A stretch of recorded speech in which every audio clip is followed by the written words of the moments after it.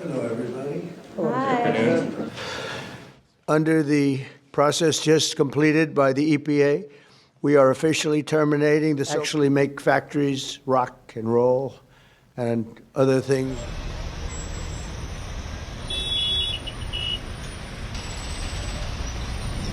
Por Gabriel Tepórame o Teporaca, de la región.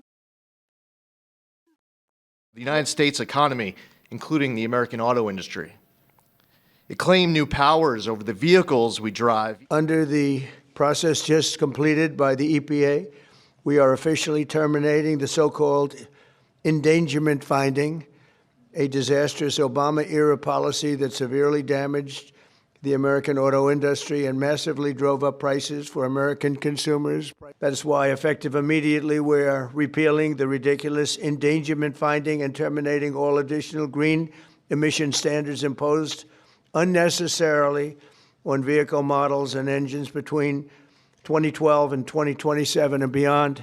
We canceled the EPA's absurd, just totally absurd, tailpipe emission standards, which was a disaster for automobile manufacturing, and revoked Biden's emissions waiver that would have allowed California to regulate automobiles for the entire nation. And Lee is also working on cleaning up the horrible situation with regard to farm equipment. The endangerment finding and the regulations that were based on it didn't just regulate emissions. It regulated and targeted the American dream. And now the endangerment finding is hereby eliminated, as well as all greenhouse gas emission standards that followed. The red tape has been cut.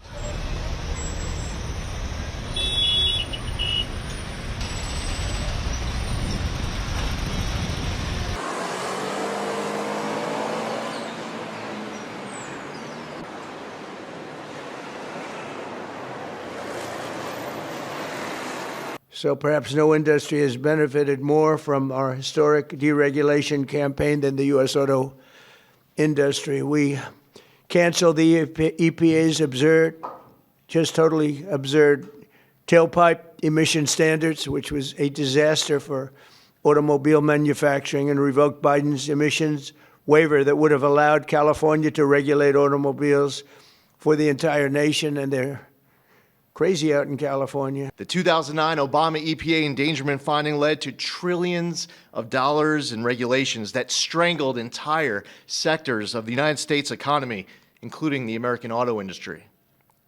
It claimed new powers over the vehicles we drive, even though the best reading of the Clean Air Act clearly states otherwise.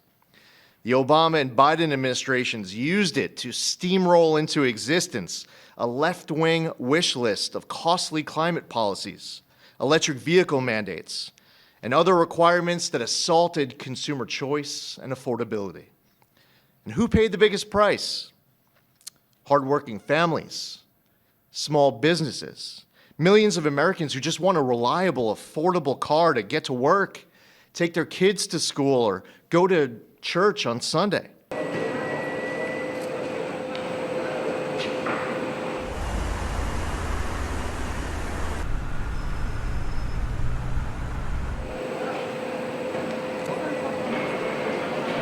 For example, under the endangerment finding, they forced the hated start-stop feature onto American consumers, which unnecessarily shuts off a car's engine when you stop at a red light. In other words, the engine goes off. That's great.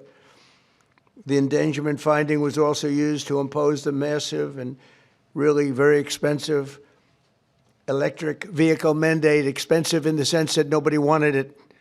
Everybody was going to be forced to buy an electric car in a very short period of time, even though you can't power the car, because we would have had to spend $5 trillion on power stations.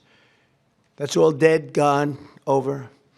These crippling restrictions were a major factor in driving up car prices to unprecedented levels, and the car that you were getting was not nearly as good. In 4 years under the Biden administration, the price of a new and used car rose more than 22%, all to facilitate the Green New Scam without achieving any meaningful impact on the environment but making the car worse. Tariffs. How do you assure that a car coming into the country is fully built? So we'll effectively be charging a 25% tariff. Do it to them. Very simple. Can't get any simpler than that. Thanks.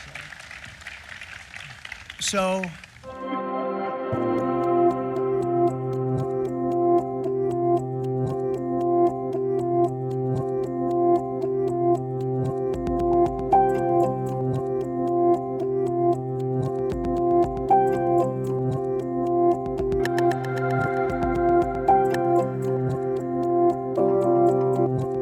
So the endangerment finding is a provision under the Clean Air Act that the Supreme Court of the United States told EPA to go and establish. The Clean Air Act says that if there is a pollutant that causes a threat to health or welfare, that EPA must act to combat that pollution.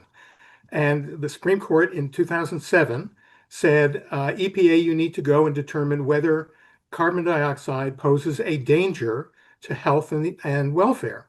And EPA went off and said, yes, in fact, it does. And they did this in draft form under President Bush. What it is a scientific determination. And Mr. Trump is now substituting his expert scientific judgment for that of the world's leading and the country's leading scientists.